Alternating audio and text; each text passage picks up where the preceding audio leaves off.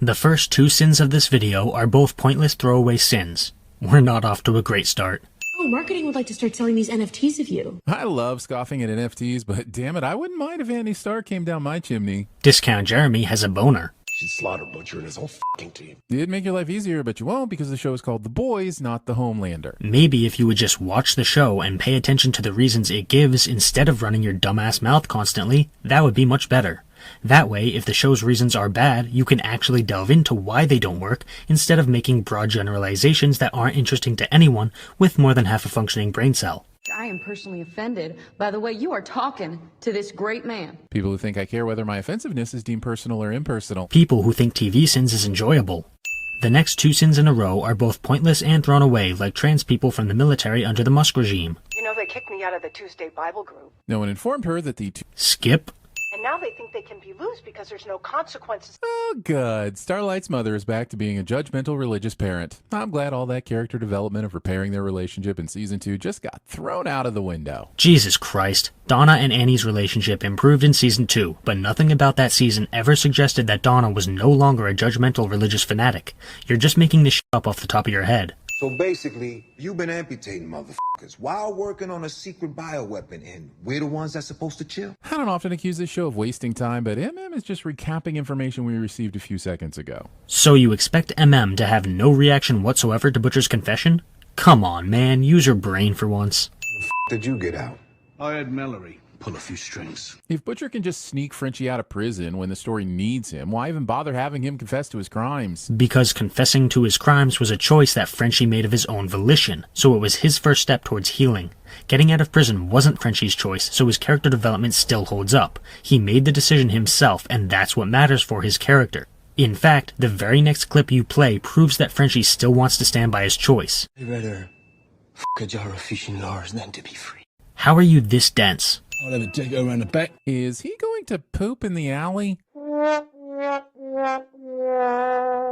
A presidential rally on January 6th. Oh, the boys. Subtlety doth be your blade and shield. Why is this a sin? They're clearly not trying to be subtle. They're making fun of the MAGA insurrectionists, and that should warrant a sin off, if anything.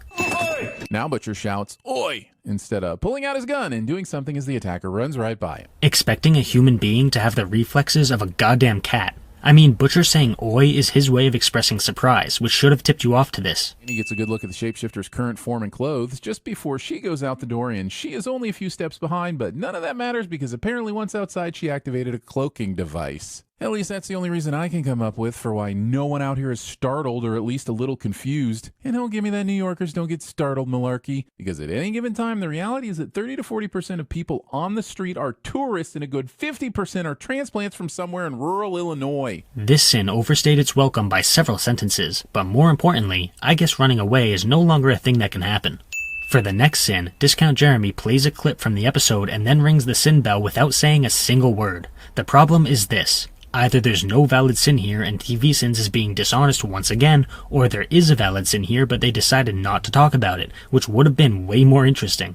After you eat, we'll adjust your centrifugation numbers. Technobabble a la Professor Frenchie. Usually when people complain about technobabble, it's because the dialogue is a bunch of fancy sounding science words that don't actually mean anything, but centrifugation numbers are actually a real thing.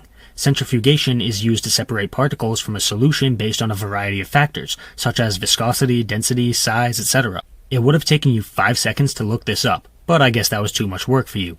Necessity is the MILF of invention. No one ever talks about Skip. The knife you were wielding certainly made a noise when it plunged into your opponent's body. Not speaking and being silent isn't always the same thing. She was obviously referring to her voice not being used. TVSins loves being pedantic when it allows them to force a pointless sin out of the episode, but it's just boring and cringeworthy. How can we move on? I don't know, but why must you do it on an empty stomach? Will you for once just eat the food? Pointless throwaway sin is pointless and thrown away like human decency under Christian nationalism. Kevin, I can't breathe. Kevin! After the Deep breaks the tank, Ambrosius begins gasping for air and dies in all of 61 seconds. When earlier we saw them lying in bed and she was comfortably not dying for 52 seconds. So once we add some time to include the lovemaking, that brings us up to around 65 seconds that we've seen Ambrosius surviving out of the water. Now, the internet's a little cagey about how long an octopus should be able to survive, but the general opinion is longer than this. That's actually a good sin. It really shouldn't have taken more than half of the video to get one good sin, but at least we got one. What, dude? I can barely understand you. Your accent's insane. The Deep would be excellent at the English or the worst at speaking English, Sins. Admitting that you're just as stupid as the Deep, although your self-awareness is refreshing. I do not respect your truth. I do not honor and cherish your story. And I do not fucking apologize. Damn. Show really just rolled us all the way back to season 1 to show us that we can force someone to publicly admit wrongdoing, but that doesn't mean they will truly be sorry or make any meaningful change in themselves. But now I have to deal with the reality that we can force someone to publicly admit wrongdoing, but that doesn't mean they will be truly sorry or make any meaningful changes in themselves. This same thing happened in the previous episode, so here we go again. Denying the horrible reality of this situation isn't going to help anyone. The only way we can improve the way that people view and handle these kinds of situations is through confronting the problems and educating people on them. What TVSins is showing here is that their whole sensitivity to women and minorities act is nothing more than performative. The Deep survives this, or the Deep is so weak-willed that the juxtaposition of how physically strong he is has become borderline unbelievable. Seriously? This is what's unbelievable? When you have a scene with a man flying and being bulletproof, you're focusing on a little bitch who acts like a little bitch despite his physical strength? Come on, man. Must be a real weight off your shoulders, huh, Annie? But if I'm going to protect you two the way I have to, I can't. I don't think it's necessary to keep torturing MM, but if you have to do it, could you maybe try something new and just let the man have a family? So you want the show to completely abandon MM's central conflict. Why? You haven't presented any reason for this massive proposed change. Lobotomizing yourself to you too? What do you mean lobotomizing herself? The episode where Phoebe dates a teacher and a firefighter and they both catch her at Central Perk was funnier than this is. Discount Jeremy shares his personal opinion despite having the intellect of a brick ex machina. We can't play the song or show you what's happening, but Steal My Sunshine by Lynn is playing in the background as Frenchie cuts off Kimiko's leg with a handsaw. A humorous contrast with the visual horror that has ruined all the happy memories from the summer of 1999. He called it humorous, so Discount Jeremy sins something he likes cliche. Family isn't your enemy. I mean, unless your family disowns you for doing nothing more than being your true self, or you happen to be a character on The Bear. Discount Jeremy makes a pop culture ref.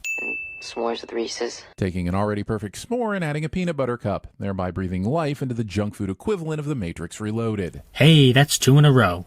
Also, complaining about s'mores with Reese's. That's worth this many sins.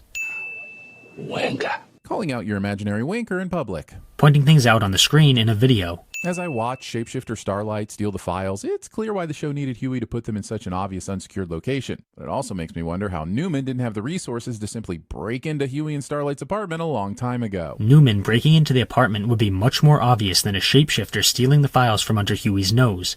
As for the location of the files, yes, it's obvious. So these two cancel each other out.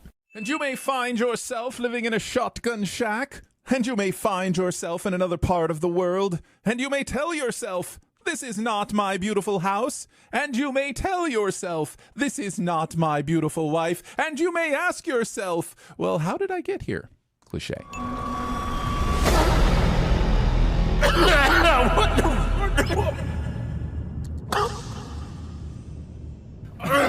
Oh, shit. Also, that's not a cliche.